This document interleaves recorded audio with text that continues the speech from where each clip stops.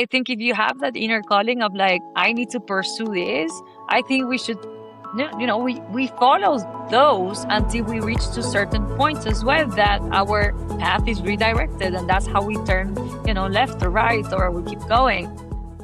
Hey everyone, welcome back. It's Ashley, and today I'm joined by a very special guest, Anabella Bergero.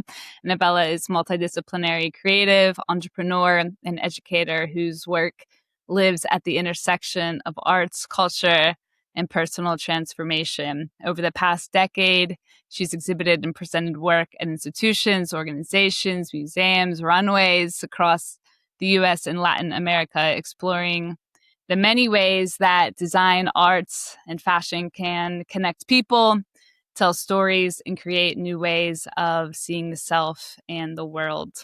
Her work has been recognized through many awards and honors, featured in major publications and media, and brought to life through collaborations with global brands, including Walmart, MasterCard, among many others.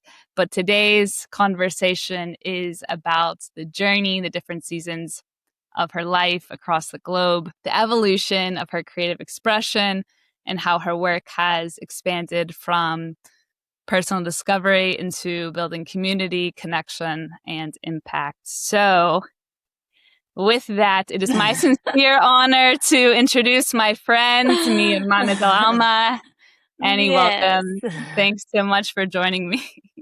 Thank you so much for having me here. It's such an honor to be featured in your podcast. I've been following it for a while, and I never thought the invitation was going to arrive, but it did. And I'm here. So thank you.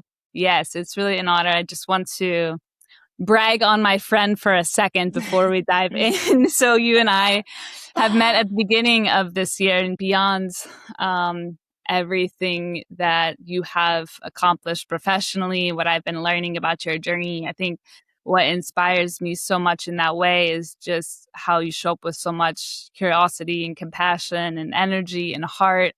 And your journey is really incredible in the ways that you continue to create and stretch yourself, and also pouring into others. And that's something that I really admire. And so I am just excited for more of Sarasota, to get to know you.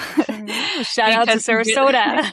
Yeah, exactly. But yes, so really want to just say that before we dive in, you're really a light to myself and so many people, and really thankful for that. So thank you for being here and for your friendship, and we'll see what happens in the future. I love it. And hashtags hermanas del alma. Yeah. That's a hashtag. Exactly. So as you know, Endurance Diaries is about our personal stories and who we're becoming, the pivotal moments, transitions, learnings, and people and experiences that shape us along the way. And your story is such a beautiful example of that. There is a lot to unpack. You've lived across so many different places and cultures, from Argentina to Mexico, back to Argentina, to Copenhagen, to London, to New York, to Miami. And now Sarasota. I mean, damn, Damn. I was overwhelmed moving from Pennsylvania to Florida, and you've moved across 3 continents before the age of 30. So, but I know even in my own transitions, how much I've learned about myself and how I relate to myself and to others in the world. So that's something that we talk about a lot on this podcast, just how those different seasons of life, whether expected or unexpected, can shape us and challenge us and influence us and ultimately reveal new parts of who we are. So I want to kick it off there and just kind of create some foundation for this conversation. If you could give us, a little bit of the backgrounds on the places that you've called home, take us down that journey in those chapters that you've lived through, and how each one and destination has marked something different for you, both personally and professionally. So I know it's a bit of a loaded question, but here we are. Just an easy one, right? We're starting with the easy one. Yeah, exactly. So turn it over to you. I mean, it's an easy start because when I was 12, right, I grew up in Cordoba, Argentina, which is like the second city, but it's really, I was growing up in the outskirts of it, so very like farm like. There was a river near my house, so it was very like nature driven and very like, I would call it like a savage like childhood because I was just outdoors all the time, dirty, full of like mud and like just catching fishes in the river. So it was like very nature, very kind of. I was living as well close to my cousins, so we all lived in the same block. So we were like a little like cousin mafia in my neighborhood. So it was very fun and very beautiful, family driven. But then when I turned 12, I remember my parents brought my sisters. I'm the eldest of like three. I'm all three women, right? So we're all daughters, and they got us into the sofa of the living room, and they were like, "We want to share something with you girls," right? I was 12, 10, and 8, I think, right? That's the order, yeah. And then they were like, "Do you want to guess what?" And I was like, "Mommy's pregnant." And that's when I realized my mom couldn't get pregnant anymore. And that was like, it was a heartbreak because we always wanted a brother.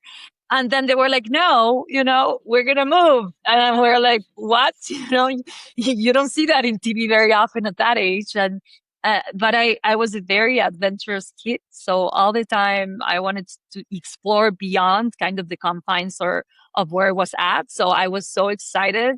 At that point, we've traveled a little bit also. So that was sort of that first call to adventure, I would say, where we really, right? Mexico City is such a different vibe. Um, Very populated. It's like 25 million people. Very different culture, even though we speak Spanish, right? It's very different culturally as well. So it was a huge leap. And I think that naivety, right? When we receive those calls of adventures, it's like, oh yeah, I want to do this. But when you are in it, it's like, what is happening right now? I'm not understanding, right? So it was a little bit that. It was a shock. A shock, you say? Yeah. Like a cultural shock when I was 12. But at the same time, it stretched me so much, and there's so much I didn't know it was possible. And that stretch, there's so much that became possible. But it was a kind of a very fast, girl, you have to grow up. Girl, you have to, understand things that you never understood before. And that was that first move when I was 12. But of course, right? It's you have an identity. You come from this identity that is shaped by your culture, by your family, by your neighborhood, by 10 blocks, right? That was like the radio. And then you move from it. And it's like, oh my God, the identity I had is no longer holding the complexity of my lived experience. And I felt that, right? So you start feeling somehow like an outsider in a way, and not feeling from one place or the other, because then I would go back to Argentina and I would have this like, oh, that's the Mexican girl, even though my accent is hardcore Argentinian, that never left. So it was like this idea of like, in one place you're foreign, and in the other one you're also a foreign. So it's like, who am I? But you are also making both places your home. And I have this feeling of, there's such an excitement with that, like taking that leap of faith, jumping into another territory. And of course, that first time was because of my father's job. Therefore, it wasn't like I didn't have much of a saying, right? I had to kind of go with it. But then I had a very much of a saying when I turned 20 and 24. Every time I could again have like this experience of going and moving into another culture, I took it because I just like loved it so much. I love, yeah. What do you learn though whenever you're 12 in those times, because you're going into your teenage years, which is such a developmental time. So what are some of those things that you learned during that time that then that's a great question, by the way, because girls, we go through teenagehood. It's a migration. It's a migratory journey in its own, right? And then you're turning into a teenager while at the same time you're like literally physically moving into kind of the other extreme of like Latin America, And it's like, it's something. It says something, because I remember like the way in which I lived my girlhood or my womanhood in Argentina was so different than kind of the roles I was welcomed in this new culture as well. And then I was like, what does it mean? What does it mean that I'm turning into like a woman right now? And also like I would go back to Argentina and there were certain protocols or certain like lifestyles for girls or for women that were very different to Mexico. And I was living in this in between world of saying like, I'm a woman in this way in Argentina, but then I come to Mexico and there's this set of, I don't know, rules that I have to follow as well. So it started clashing a little bit, right? Of course, as well, right? Teenagehood is a moment of like clash and like, hormones and whatever confusion and all of that. So it was just like challenging. And I think in my art later, I tried to solve many questions of that period of my life. Later, as an adult, I tried to make sense of it through art or through fashion.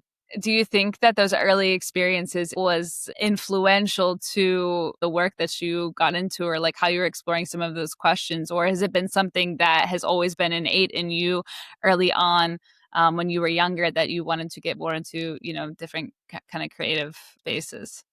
So my grandma from my dad's side, she and my grandfather, but he passed away when I was too young, so I don't remember him. But she had a fabric supply shop in her town, and she also had like a sewing machine distribution shop. So she had sort of the universe of all the functional things I needed to create. And therefore, every time I would go visit her, then I would just like getting there. And I remember I would bring like a little bag where I could just like take anything I wanted. And then my grandma would help me learn how to sew or knit. And, I was like the worst client for her because I was just like, just like taking things from her, not paying anything. But I would make clothing for my Barbies, and I'm sorry, this is such a cliche story for how a fashion designer starts in her life. But it's weird and random because, I mean, giving you context of like where I'm coming from like the outskirts of the city, right? Like nature, farm-like. So there wasn't much exposure like to fashion, but fashion somehow has been a very prevalent thing since I'm a kid. And of course, like my closet, everything organized for color and all my accessories and nail polishes of every type of color. There was such a need to kind of express myself through what I was wearing.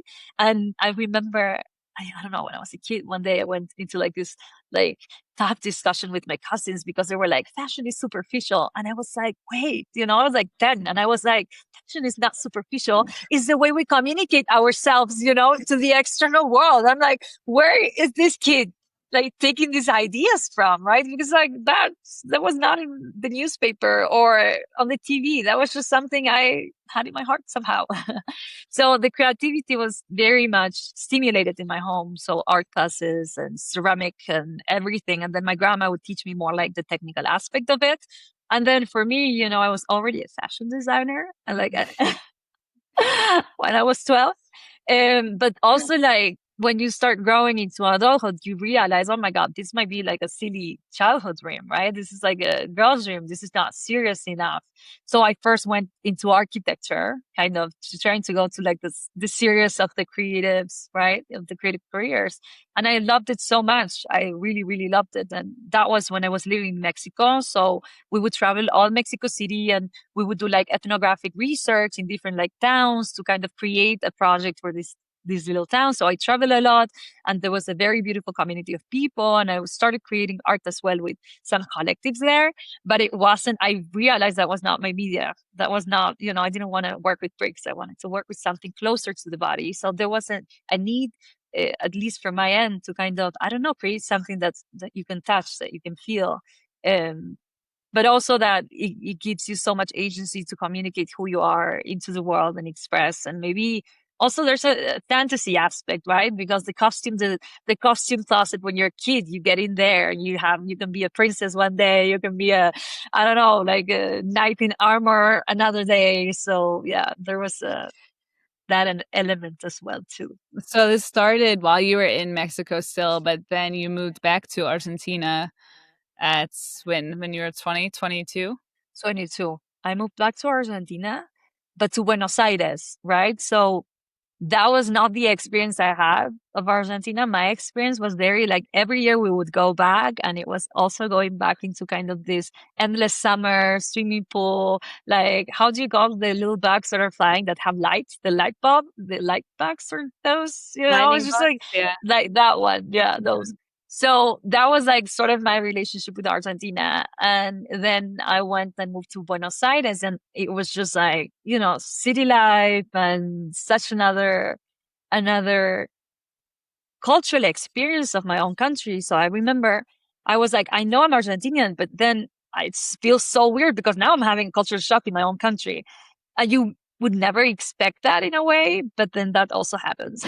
And you are sharing it as well with your experience. You move from like Pittsburgh to Sarasota, and you're like, I'm having a huge cultural shock, right? Because it's so different, and it's so different as well Yeah. culturally. So Yeah, yeah, yeah, yeah. I mean, in the US alone, right? There's so many different subcultures across it's I'm yeah. mind blown. I'm completely mind blown as well by the Yeah. US. So then take us there. What happens when you're in Buenos Aires and then continuing on? Because there's a lot to cover here, so we gotta There's a keep lot to going in cover. the journey I before we get to know. Okay, these journey. I'm sorry. questions You're that I trying have. to. You're So doing the chronological journey. You're doing and I'm just expanding all my kid like stories and all of that. So Buenos Aires, I kind of transfer into fashion school, and then I started fashion. But then of course, right, fashion being like, oh my god, fashion is so superficial. Fashion is not like a serious degree. I had to sort of prove myself. I have to say like this is a serious degree. So very early on, I did an exchange to Copenhagen that was very beautiful and formative, because also I started building my brand when I was in Copenhagen. And then when I came back to Buenos Aires, I started applying to a lot of like these fashion competitions, because I knew I wanted to kind of win them when I was established designer in my 40s, right? And then I needed to practice that right now when I was like 24 at that moment, just for the sake of, having or building up, I don't know, like the skill set needed for later in life. But I didn't know that I was going to start being selected and then winning one of these competitions. I was like, wait, no, this was just like me practicing, this was not me actually wanting to win the things. Because when I started winning these things, it meant, very serious, insertion into like the fashion market in Argentina, therefore like fashion weeks, and start selling clothing and start actually producing clothing, not just for a runway show, but actually kind of to sell the pieces, and then start figuring out how am I going to sell these, right? Pop-ups, how am I going to commercialize all of these lines that I'm creating? So very early on, I became sort of an entrepreneur, but I always say it's by accident. I was just like, I wanted to do that in my 40s, not when I was 24. And somehow it happened when I was 24. So Um, well, I want to just pause there. So what happens though because you started receiving different awards and accolades at that time that maybe it was unexpected to you. So when that happens, whenever that wasn't the intention, I think whenever you do have maybe some early success or things happen where you didn't expect it to go that way in the best way possible, it can then create this internal questioning of like, what do I want to keep doing? the keeping up is real, because every accomplishment, it was like, I this is it. I reached sort of the threshold of something, but I'm never going to be able to surpass it. And it's such a pressure to have that as a young age, because then you have to push yourself even more and more in order to kind of um, surpass that or your own, capabilities all the time. And of course, I didn't have the emotional maturity to deal with any of it, right? I was 24. I'm like, oh my God, that girl. So it was a lot of pressure. It's very real, right? Because you don't have the emotional maturity to face certain challenges, right? And it's also very entrepreneurial, because that's the first time you're facing them without maybe having the skills. So you're building the skills as you're going through all of this. So there's a lot about, maybe not, it's not expectations in the way that you care about what people are thinking necessarily, but it's like an inner competition with yourself to say like, I know I've accomplished this. Therefore, every time I'm like putting myself out there, I need to surpass, or I need to kind of, do something over that like threshold of accomplishment. And that's like, like a hamster wheel, because it's not, it's just like, it breaks you. It breaks you. how does that direct you in the sense of what you are doing next in the way? Does it change your motivation behind it? Are you creating from a place with that certain goal in mind, or how do you allow yourself to still create freely without having that kind of That's a good pressure of? question. So weirdly, I was able to always be very authentic with what I was creating, and a lot of my existential questions were transpiring as well into what I was kind of putting in the runways or creating for my fashion brand. So I didn't feel the pressure so much of like having to perform. But I did understand at some point that I didn't know myself, and that if I continue kind of building this path, I was not giving myself the chance to explore and to mess up, to kind of, do something different in order to truly kind of find myself in that way. So that's when I moved to London, and that's when I wanted to explore more creatively, and I wanted to figure myself out, not only like creatively, but also like personally. So I went to London to art school. And I sort of like pivoted what I was doing, which was weird because in the moment of the most success, I said, okay, I see it, right? But I also see that this is not filling my heart. I don't know if I was expecting all of this to kind of fill that inner void that we sometimes have. But very early on, I said like, no, like I don't want, I don't want to be feeling this void with this, but I want to actually find myself. So I think I made a very unconventional choice of saying I'm gonna go and do this like finding myself quest. Which also like I use art and creativity a lot throughout this quest to truly kind of have that dialogue with the process in a way. So then I ended up creating stuff, and I ended up kind of moving into the art space more than the fashion space, just to have this type of conversations in a deeper way, or even in a more like extended, like physical space that I could have a relationship with the community or with the audience that is different to like the fashion runway show that is like a line, people walk the line and it's just 10 minutes and no one really gets to experience what all of that universe you're creating is actually about. Do you ever feel like you've arrived somewhere within yourself, or it is like that next chapter? Okay, when you're in London, that just creates more questions that then you kind of branch off in the way where you're like, okay, I'm going to go into this other space and less on the, No, I think I was lost for like so many years. I completely got lost, and it was so like confusing, and there was not a clear answer, right? I go into this quest asking like, who am I beyond all of this? And then I'm even like more lost as when I started. And it's confusing at first, right? Because you feel like you're this ship sailing and you're like in these like turbulent waters, and you're like, what am I doing here? When did I get into this storm, right? To start to figure who am I, and like how can I truly kind of live myself more authentically. But it was so rewarding as well, because all of that as well was feeding in that creative quest. So everything I was using for kind of creating something. And I think that helped me with each creation.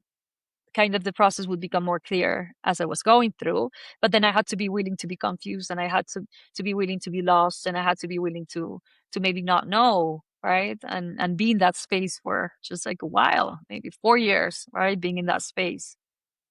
Yeah, I think something that comes up when you think about identity and how it is that we're formed and kind of see ourselves, and the role of our environments as well. And like you've lived between so many different cultures and countries and languages and communities of people. And so do you think that being in that kind of constant transition shapes your relationship with identity in a way? So I like your question, and I'm thinking about like fashion, right? Fashion is like you manufacture identity. As a fashion designer, you're all the time creating kind of clothing, but from concepts that you were building, and those concepts somehow are shaping also like identity. Like, oh my god, this runway show, I'm going to be inspired by the punk culture, whatever, or whichever this and that, and you're bringing that into the runway, and you're not realizing you're like manufacturing or creating some sort of identity, right? You're putting it out there. So very early on, I realized, and maybe as well, like fashion was a way in which I could kind of grasp the complexity of my own identity, right? This Argentinian girl moved to Mexico, moved to this, and you start having like this like multiple or like fragmented identity in a way. And then like fashion made me realize like, hey, we are actually creating this, right? Identity is something that's being somehow created. So, and I started playing with it. This became my playground as when I was a kid, that I would just like put costumes and like play I'm a princess, I'm this and that. And like weirdly as an adult, like fashion also let me just figure myself out as well in a very like playful manner. But of course as well, like context matter, like context inform. And then I was in art school in London or art school in New York. I mean, if you want to get clarity in life, you don't go to art school, you know, because that's the way. I mean, those are the spaces where a lot of these you experiment with. Is very experimental, very like out of, you know, just like the rules from the world don't apply into these places. So it's really kind of the wild, wild west. So I'm also like thinking that I'm kind of navigating all these very deep existential questions and I'm trying to figure myself out while also I'm immersing myself in all of these contexts where identity is actually the thing you play with, you experiment with, right? So there's not much stability when it comes to like identity. So we're like juggling, I think, as human beings with like this identity that's suffocating because it's not really kind of showing who am I truly, versus as well this other opposite, which is like, oh my God, like identity has 100% a construct and I'm going to play with it and experiment and it's like malleable. So you're like, okay, maybe those are like two extremes of the same kind, right? So as I was moving through this process, I then started realizing where would this middle ground be? But also that came with maturity and that came with age. And that came as well with like understanding how all of these other contexts were working and the effect those contexts had as well in the formation of my being, and which would be the places where it could actually form a healthier relationship with my identity, if that makes sense. Yeah, yeah. What do you say to like people who are in, you know, these kind of People. Come on. I think that it's I have a question. That's good. Sorry. But hold on. Let me drink some. No, I mean, another sub question.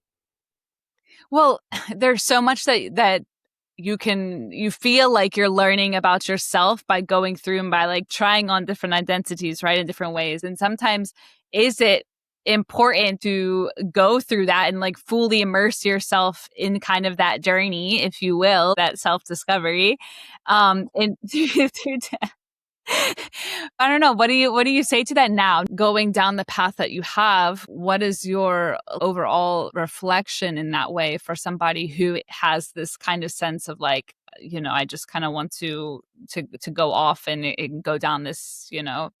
Do it. It would make a great book when you finish the process. You know, I don't know. It's going to make a great creative process. It's not going to be comfortable. It's not going to be, you know, easy. You're going to cry a lot sometimes. But I think if you have that inner calling of like, I think that's somehow that inner force telling you, I need to pursue this. I think we should, you know, we follow those until we reach to certain points as well that our path is redirected. And that's how we turn, you know, left or right, or we keep going. So I think if you have that inner motivation, I would say it's just like, I think it's worth listening to. And I think, you know, it's there for a reason. Of course that, right, we receive so many messages every day. So sometimes we don't even know how to discern where this voice is coming from. But I was very clear when I heard like this kind of, you have to do this and that. It was very clear to me that that was the most vital part of me speaking and asking me to to go into this quest, right? And I knew that if I would have stayed, I would have to kind of kill the most vital part of me for conformity or for like safety or for like an easier life, which I would also sometimes would appreciate, you know, because it was crazy. This journey was a bit crazy. But then I also know that, I don't know, you have to have the courage to follow those like vital sparks of this creative force telling you like, this is not the way. This is the, like, you have to take this other turn. Um, And I think it's also like part of a vocation, right? It's something that comes sometimes even from childhood, and it's so part of us, and it's where life is, it's this living thing. And it's just like, I don't know, I would say just go for it. So let's jump into New York and your time there. You have your first installation with Constructing Identities. So take us through that, because also you were recognized for that work as well too. And then that eventually led into Heart of Community, or evolved into Heart of Community, which we want to get to later as well. So take us to New York. So I'm coming to New York with all these fashion dreams, right? I'm like, okay, finally. I never thought I was going to live in the US, by the way. I thought I was going to stay in Europe, Well, but thank God somehow, that you are. thank So God, I'm here. I'm here. So it's just like, it was something very out of my life plan in a way. And then I arrived to New York with all of these fashion dreams. And of course, I was doing my master's degree. I was creating sort of like fashion there. But because I had my brand already and I had such a commercial view, or like at least not commercial, but like professional view of my career or like my craft, when I went to my master's degree, I knew that I wanted to create something that would position myself again, like professionally in the US, but as an independent creator, right? As I was in Argentina. So I pivoted, and rather than using my brand name, I realized that throughout all the press that was featuring me, it was featuring me, right? Anabella Bergero. So then I leveraged sort of like that, that my personal brand or my signature as an artist. And I started creating my own kind of art fashion displays. But then, of course, I'm like graduating with this beautiful like curatorial and exhibition proposal, and then I'm like, it's a pandemic, and I'm like, wait, no, no. Here, I had this opportunity of reinsertion into like, the global market of fashion, and then, there's this pandemic coming, which was a brief interruption into kind of how I thought my life would transpire in the US. And so that sort of like kind of forced me to pivot and innovate. So, or also like, move with the context, with the conditions that we have, which is also like a very entrepreneurial calling. And at that point, I also knew, like, I'm Argentinian. I went to the Argentinian consulate. So I did my first like little exhibition in the Argentinian consulate in New York. And it was like hybrid. I'm sorry, my pronunciation there. Hybrid. Because it was hybrid, because we were, of course, in the middle of the pandemic. And then I started having these conversations with a startup in the Bay Area, that they were creating this like beautiful art platform to represent artists and to democratize the access to kind of exhibiting work for the creative class. And they wanted to launch in New York, and I was just like, hey, New York is like dead. But I was like, why don't I move to Miami and launch this project in Miami? Because at that point, I went like a few times to Miami, and I saw that, somehow the art space or like culture, all of it was like having a renaissance in Miami. And this was like back 2021. So I just like packed my bags and everything, put everything into boxes. I moved to Miami. I was just like, where did I, from one week to the other? I was like so crazy. So when I was in Miami, I started launching the branch of this project in Miami. We had at that point, I think like 230 artists, and I grew the community to like 564. And I was curating exhibitions, and I was doing this partnership as well with exhibiting venues. And we were having like, this online community and platform, helping artists kind of monetize as well in their career. So then I opened up a kind of online marketplace for emerging art in our platform as well. So it was like a whole new thing that I got myself into because of the pandemic and things not going the way I thought they should have gone, right? So all of this took me into kind of applying and being selected for like a females founders catalyst program at Techstars, and like JP Morgan was running it in Miami, because also like all the ecosystem of like startups and was moving from LA, New York to Miami. So it was just like, just like blossoming. So when I got there, first and foremost, at that point, I might have been like, 30. I never thought of myself as an entrepreneur, even though I've had my brand, even though I did all of these things. And I never thought, oh my God, truly, I'm an entrepreneur, because it seemed at that point and throughout my career that like the art or creative space were so like disengaged with business aspect, right? So you are creative, but not entrepreneur. So when I went into this space, of course, all like we were like, I think 25 women that were selected, and we were all like running startups, and all of them were running like more like tech driven startups or ed tech, and not so much like creative or artsy. So I got into my tie-dye pants and like all of these like creative artsy look. Like I had a mullet at that time. And I was just like, I felt somehow that was my water, but also I felt at the same time, I'm not a fish from this water, but I am. And I started having this I don't know, this fascination as well for this other space of like building and creating, but from like the startup community perspective. And that I think it continue developing as well throughout my life up until the point that I'm in right now, right? But then while I was doing all of that as well, I remember I had like this dream space that I would love to have done my exhibition there in New York, right? And then somehow they invite me, and I go to New York while I'm in Miami to kind of create this exhibition, Constructing Identities. And I remember I could only go for like 3 to 4 days, and I would sit in the exhibition space and room, and I would just like see people come in, and I would just love to see it, what they were feeling and their expressions, and then I would go and speak with them. And it was like the first showcase, like big showcase, right? The Argentine consulate was one. This was like actually the first time I could see all of it put together. And also the first time I started doing these murals. So I started kind of going from like the printed dresses into the walls, into like drawings and like video art as well. And then I saw all of these girls getting there, right? All of these, because it was like quinceañera theme, very much around like Latin America construction of like the Faena, like womanhood and all of that. And then I saw all of these like Latina girls coming in, and they were like crying, and they were feeling like, oh my God, this is it. I feel something here. And me being able to have like those conversations with this girl was like just like mind blowing and special. Also, like the way in which all of this like concept came to be is I was doing this while I was doing my master's degree, but I was doing it on the side. I never thought this was going to become like the core thing of then, what I was going to start doing in the US.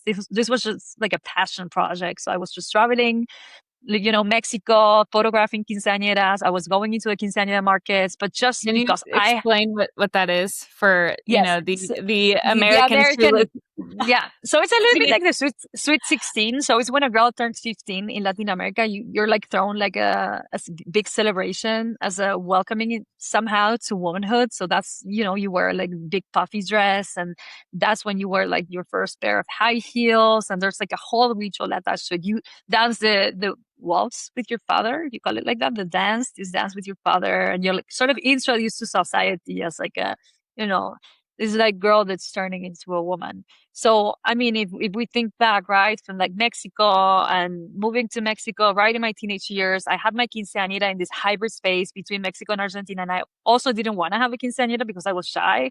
And my parents were like, you are our firstborn daughter. You're going to have a quinceañera, not for you, but for us. They were like, and I'm like, okay, if this is it. I did some negotiations. I'm like, I'm not going to wear puffy dress. I'm not going to wear makeup, and I'm not going to wear high heels. I did the whole thing, but I did the party, and it was beautiful as well because I had all my friends and family celebrate me, right? But at that point, it's so uncomfortable being a teenager that you don't want to be seen so much, right? But now I was 30. I was so ready to, wear the puffy dresses and all. So I was like, weirdly, I had this inclination of like going to these markets and sort of tracing back my own experience with that rite of passage in my life. And but then also like seeing how other girls were going through it as well. And all of that, I was doing photographs, videos, and I was doing like, I was sort of collecting information from that research, but like it was something for me, right? I was doing it to kind of figure myself more. And then somehow it ended up being the first collection I did in the US. And then that was the seed of like a longer kind of thread of exhibitions and installations I did in the US. I love how it goes from, I mean, what I find just so interesting in all of that is how it's like coming from that personal place to then into like a collective identity where, people are coming in and being able to experience this with each other in a way that they understand, and it moves them, and kind of that creating that sense of, belonging in community in that way. And so I think that's really, really beautiful. You didn't really expect this, right? Like to become what it became. And I think that's such an encouragement for so many people, regardless if they're in this kind of space or wherever else in, different areas of life, where it's like you go into that, you step into maybe that journey that we were talking about earlier, because you don't know what could come in those ways and what you could be inspired by or realize, like, oh, this one thing happened and then, it just evolved into or bloomed into, something else. It's So even like to give like an aesthetic context of it, right? I was in London and everything I was designing was literally like gray scale, like gray colors and like dark and very like London-ish, right? So it was very punk and very, but then I saw like this is not making me happy. It's not making my heart per, life and joy.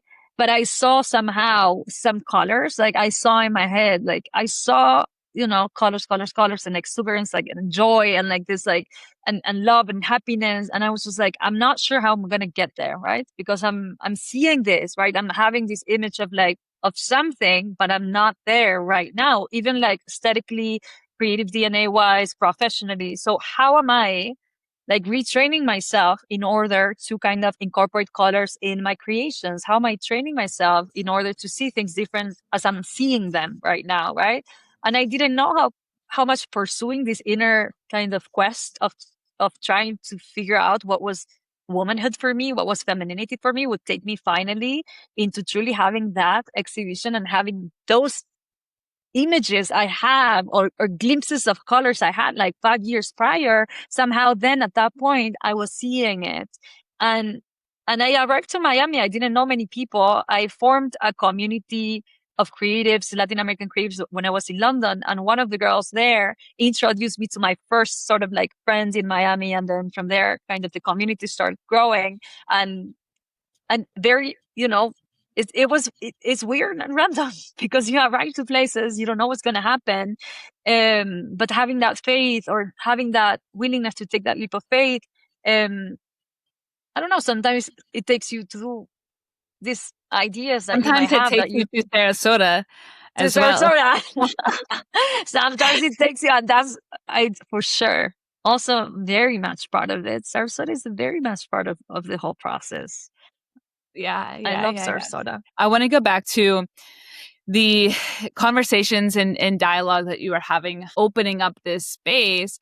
What were some of those things that you were learning? Or maybe you're like, oh, wow, I didn't realize that the work could do this. Or the creativity is very special because it grants us permission in a way to access ways of being that we don't have regularly in our lives. So kind of the notion of like, I can create something, right? And at that time I was in Miami. I have running the startup. I started doing these exhibitions in New York. I also had a partner, Nimaki, a digital print company, very big, that they were as well kind of collaborating with me in a bunch of projects. So I was doing a lot of creative work alongside kind of building the startup. And but also I was doing these workshops and I was doing these tie-dye workshops and I was inviting people kind of to create with me as well. So I also open up this idea of like the creative process is not something that you do only as an artist or as a designer, but it's available to all of us. And I started throwing like the speech tie-dye sessions, or at a university there as well. I was doing these tie-dye workshops. I think 150 people arrived to a workshop one day. And I was like, one person like doing this was too much, but amazing. And then this guy that he was 80 years old arrived and he told me he went to Woodstock and he was doing this tie-dye, tie-dye things in Woodstock back in the day. And I was like, I'm having these young girls and I'm having old people. So I'm like, how, in which way art and creating, it brings so many people together, but it also kind of opens up that space within you that you realize, hey, I can create. Hey, I can choose a color. I remember a woman would tell me like, I don't know what my favorite color is. And she was like, way like in her 40s. And I'm like, it's okay, come, let's bring all of the colors today. We're gonna find it out today, yes. So all that process was just so beautiful to kind of have that relationship with people. And then I was also kind of starting to do like all of these exhibitions with the startup, the, collective exhibitions with all of these other artists. So it was like an art collective leveraging the best of tech in order to kind of create this beautiful platform. So I was doing exhibitions. I was as well kind of putting all of these murals. So I knew that kind of exhibiting the dresses might not have been easy at that point because I didn't have the perfect place where I wanted to have the dresses featured. And I had it in my mind, which place would that be? And I just like, every time I would walk past it, I was like, I imagine this, I imagine that. This is like 2022, right? End of 2022, 2021, 2022, I did this exhibition in New York. And then still in Miami, imagining this other place where I want to have, this other exhibition. But it was just an impossible dream, right? It was like, I mean, I just arrived to Miami. I don't know the people, I just like, I don't even know the process on like how to get there. But I'm doing all of these exhibitions, all of these workshops as well. And I'm putting these murals of like La Virgencita, I call them, because it's literally like the version of Guadalupe, like with all of these pop art, Latin American pop art collage that I was starting to put everywhere. And it was just a way to represent, because like it's such a part of our kind of cultural, like pop culture. So it was a way to kind of representing that Latin American like pop culture, but it wasn't meant at that point to be anything like religious. But then weirdly, I'm called from this place and they're like, hey girl, like we have, this space. Do you want to come and create something? And I was just like, I've been dreaming for the past year. I want to, create an exhibition there. And I'm like, of course. I knew already what I wanted to do. And they were like, okay, but there's a little problem. We only have a month, right? So in a month, like, and meaning you have a month, it means like first 1 week or 1 week and a half, you have to kind of reach out to sponsors, because I wanted to create something that went beyond like the budget that I had. So I had to kind of bring sponsors and I had to kind of bring a whole community in order for me to be able to kind of execute all of this. So it was just amazing. And I created Heart of Community. And of course, at first it was like Heart of Community doesn't sound like a, like a proper curatorial kind of exhibition name, because it's not, it has to be more like art, like artsy, the name. But I was just like, I love it, Heart of Community. This is what it is. It's just like, I love the name. And then that became, it was going to be for 3 months, and then it became practically the whole year. And it was up until like November or October. But it also was not only like an installation where I got to feature the dresses. I got as well to kind of create more art pieces at the Faena Art project room. But it was also kind of, I curated a kind of art program where I would like throw workshops, and I had a podcast in the space where I collaborated as well with universities or museums for them to come and do collaborative like conversations or projects as well with me in the space. So it was just such a like a cultural center. And I would see people enter the space with such a joy, and everyone as well that I work with at the Faena were and have been amazing with me. So it was like a dream. That was my dream project. And that was not your first time working with Faena No, as well. that's the weird thing. That first fashion show that I did in Argentina, right, where I was like, I just want to do this to practice for when I'm 40. That was at the Faena in Buenos Aires. And so it was so like coming full circle in my career to say like, I left kind of the peak of something when I was in Argentina, because I knew I didn't find myself fully, and I was expressing myself creatively in a way that was not 100% me. And having gone through like a 7-year process up until I was called by these people that didn't even remember I had my first fashion show at the Faena in Argentina. And then when I told them, they also were like so excited, because they were like, oh my God, girl, like this is something more than just doing an exhibition, And, it's just like the whole process of putting the exhibition together, working with the people at the Faena Art, and having as well like thousands of people come and join. And of course, I tried to make sure I was able to be at the space like as much as I could in order to have these conversations with people. So I just like, it transformed me completely. Sorry, another loaded question coming your way, but what do you feel like you learned about yourself specifically within that kind of collective space that is different from early on?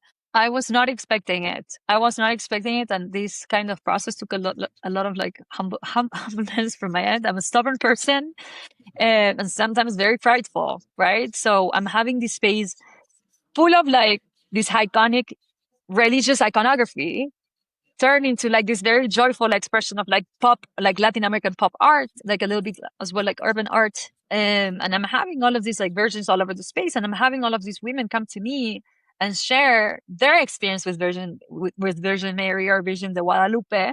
And I'm like, okay, yeah, I hear you, but this is all magic to me, right? This is not, I mean, I hear it, I appreciate it.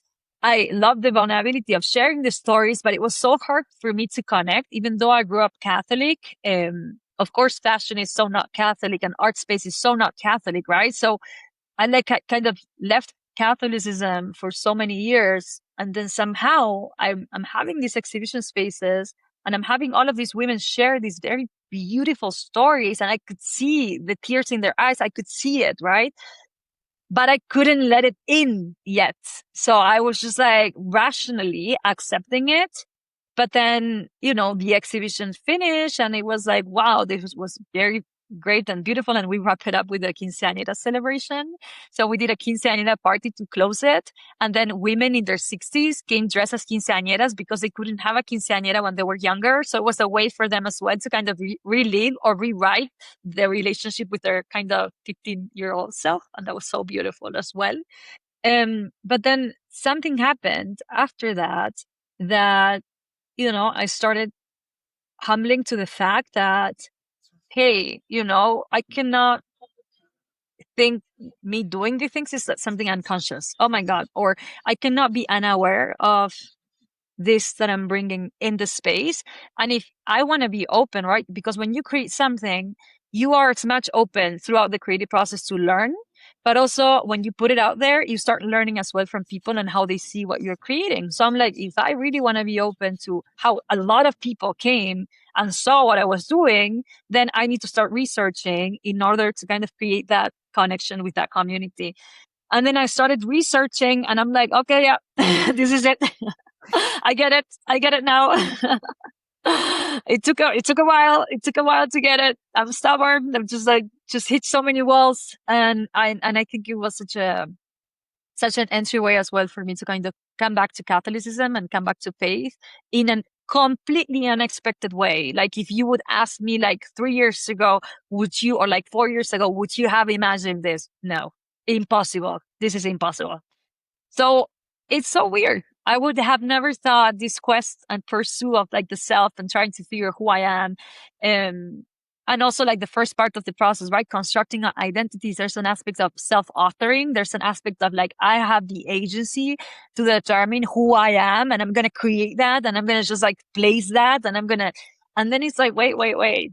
No, there's something else creating you here. So I was not expecting it. And I'm just sharing it for the sake of being authentic and truthful with my creative process as well.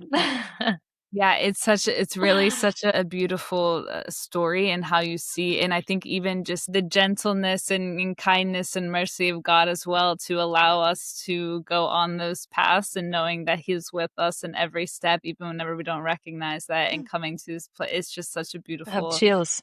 Yeah, it's really, really so.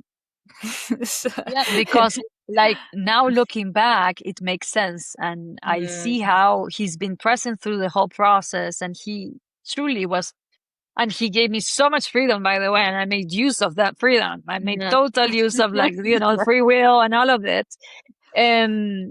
So, but then coming back and finding that comfort in like, right, when we talk about identity and like the formation of that identity in something that's more transcendental than just, your perception of, or just a culture, a nationality, this, that, right? There's so many things that are bigger than just some of the wrappings we have around ourselves. That's really kind of giving myself to that has been healing and transformative in ways that I was not expecting. So I want to go to how you see Heart of Community continuing on, because I know that it's also taken shape through different spaces and communities as well. You were up in the Midwest in Ohio. Yeah. So a few things unexpected, right? As well. Like I finished Heart of Community. I'm going through like this again, right? Kind of, I'm meeting a threshold in my personal transformation journey that I was not expecting. And that was in itself as well, like disorienting, but at the same time, I kind of pursue that on a way. And then I started writing a book just for the sake of trying to kind of clear up my mind and trying to understand what had transpired through the past 7 years, but also throughout my life. And somehow the book helped me clear so much. So far, my creative processes have been so much about like bringing so many references together and collaging. But the book, it's linear, and there's an aspect of writing that it empties you and then you can rewrite in a way. So I was doing that creative process. Again, for me, I'm not going to publish that one, but I finished a book just for the sake of gifting it to me, right? It's a 400 pages book. And then Walmart comes and this creative agency comes and they're like, hey, we have this idea. We want to do a project for you for Walmart. And I'm like, what? It's just like, you would never imagine, right? First, I remember the first time Walmart opened up in my hometown in Argentina, because that was such a big happening in my town. It's like, I wanted so bad to go to Walmart to see, the new things that the world had, the globalized world had, because at that point, my town was not really inserted commercially in kind of the world. So Walmart, I remember so much and vividly that relationship of my childhood with Walmart. And then having been called by a creative agency to create a project for them was just like something I was not expecting. And I was like, but what can I do for them? And they were like, no, we are like pitching, and we're like, we are creating this project where we're featuring 3 creatives from Latin America, and it was in the US, for them to show the creative processes and for them to show sort of the arc of the story and who they are as artists. And I was like, that sounds cool. And they were like, and then we're going to commission you to create something, but you can only use things that you find in a Walmart store. And I was like, I'm in Miami. I'm doing these like tie-dye parties. And of course, I'm going to create a repurpose, like upcycle, like white denim jean that I tie-dye. And I created a quinceañera dress with like this like jean, white jean, but like tie-dye and repurpose. And I created that quinceañera dress. And then the Walmart people brought me to LA for the Quinceañera Expo. So also that was full circle, because I started my project by kind of photographing these quinceañera markets in Mexico. And then weirdly, right, I'm doing this dress for Quinceañera Expo that I'm actually meeting the in-person, right? And I'm having this girl wear this dress. So it went from like fiction into life. And then they created a whole documentary and they feature it in like national TV as well, digital media. And I was like, wait, I didn't know, I didn't, but can I speak in Spanish? And they were, yeah, you can speak in any language that you want. And I was like, okay, but that my Spanish doesn't sound like Mexican Spanish or like the way in which people think, as Latinos speak, right? Because I'm like, it has such a harsh accent, Argentinian accent. Our accent doesn't come out easily, right? The Argentinian accent is like strong. And I'm like, I have this accent. And they're like, yeah, it's okay. You can speak in your accent. And that was very beautiful. That was the first time I was able to kind of express myself in my language, in my colors, in everything. So, and after that, I did a MasterCard commissioned me to create like a installation as well in collaboration with another creative agency for the Latin Grammys in the Perez Art Museum, right? So in a way, the project from Constructing Identities grew, it changed, it became an installation, it became a piece of content for Walmart and a dress, and then another thing for MasterCard. And after that, I'm like, oh my God, right? At that point, I was like 34. I finished writing this book where I could review my whole life story and finally kind of, understood what I'm about. And I'm like, wait, all my life, and mostly the past 10 years of my life, I've been the creative, I've been, the fashion designer, but also like, I want to explore myself in other realms as well. Like, what about family? What about this? What about that? So then I started kind of as well coming back home more often, kind of visiting my parents more often, and not prioritizing career so much that I've had at that point, prioritized so much of it. Everything was just like career. And, in which other ways I can serve, in which other ways I can make myself useful to society, right? After seeing the impact of Heart of Community, I just always liked working with people. And at that point as well, I was teaching and I was bringing my students and we were having classes in the Heart of Community installation room. And it was so awesome. And there's a characteristic as well, which is in the creative field. It's like 80% of the students are women. So if you are within a creative university, you're always going to be surrounded mostly by women. And I don't know, there's a fact in that I also love, kind of the idea of educating the next generation. And yeah. And then you're here, and then you go to And then I'm in Sarasota. Sarasota. So then I'm like, okay, I've been a creative entrepreneur my whole life, right? I've had my brand. I've been kind of having all of my projects, very self-driven, self-directed. I've employed people, and I've had all of this infrastructure, right, around my creative DNA, around my ideas. And it reached a point that I was like, okay, yeah, and what else, you know? What else? I did all the dreams that I had, check mark this and that, and I did things that I even never would have imagined as a kid I was gonna be able to do. I would never, never, never. So I kind of, my dreams turned into reality. And then at that point I was just like, okay, but you know, there's something in my life that I'm feeling, you know, I'm changing chapters, but I'm not sure what that means in my life. And then I remember it was Christmas 2024. And I was just like looking, you know, when you start looking and you see like, where do I fit? Right? Where do I fit? It's just like, I've had this wild Story of creative my for their life. life. The story of my life, right? Yeah. Where do I fit? It's like, which job opening am I going to fit in? Which job can I know if I want to do something different? What could it be?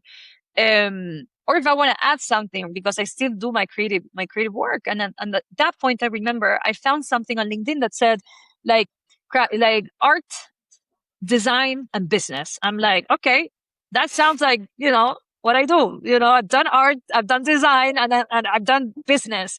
But at the same time, because I never had like a proper like business training, even though I was, you know, at the accelerators or incubators, or I took a bunch of courses to understand how to create businesses, I never truly did like an MBA. But then I was like, this sounds right on my alley, right? And it was like about teaching creative entrepreneurship and like fostering an entrepreneurial culture at a college. And I was like, okay, I'm gonna apply. And then I remember I applied, but that was December. And then December to March, I was just like, I did my creative work. I was designing as well collections for another brand. I was doing, you know, this fashion thing and not thinking about the job I've had. I applied like 3 months ago. And then the people from this job, they call me and they were like, hey, you know, we want to interview you. And then I had this interview and I remember I don't know, you know, this is such a new arena for me. And when I got the interview, the next one, they were like, you know, we want to bring you to town. And I was like, okay. And have That you was the first previously time. been here? No, never. And when they were like, we want to bring you to town, that was sort of the first time that I was like, oh, but where is this? Right? I never heard, in my ignorance, this is full ignorance. I'm going to admit it 100%. You know, there's such a kind of, there's such an image you have of the US when you're outside. And I think that image is very much New York. For the Latinos is Miami. And then this was like, Sarasota, a smaller town in Florida, that weirdly I didn't know of until I accepted the job. Like my friend told me, but I forgot about it. But I have a childhood friend from my hometown in Argentina that she did her college in Sarasota at Ringling College of Art and Design. So it was there, but I didn't even acknowledge it. So when I went to Sarasota, I felt like I was in my hometown, but in the beach.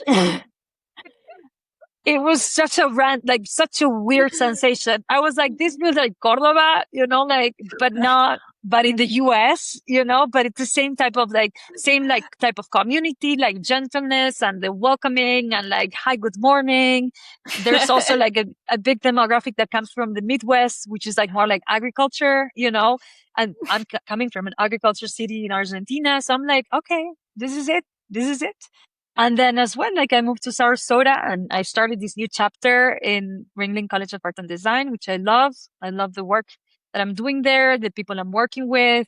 And I love the community in Sarasota so much. So it has been such a warm welcome into the community. So I'm so grateful.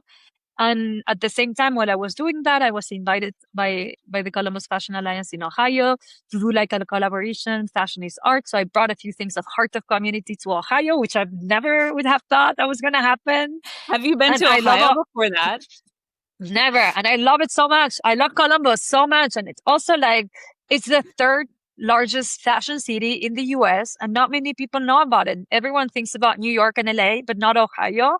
So I'm just in love. I'm so in love with Ohio, the culture, the food, like, ecosystem there, all of it. It's so cool. And they're doing an amazing fashion incubator program there to kind of foster the next generation of entrepreneurs.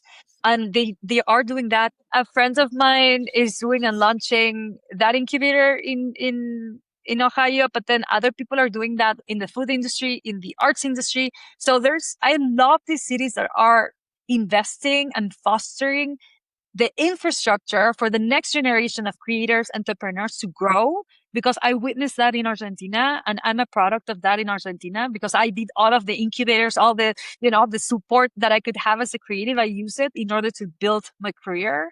And I see how beneficial it is to foster this culture in the next generation of the young people, because we're not young anymore. We're youngish. We're youngish. We're youngish. Yeah, exactly. But I think the contribution now to that next generation is very powerful, and more cities have to experience you. So Pittsburgh is going to be next on that. We're going to go to Pittsburgh. We're going to go to Pittsburgh.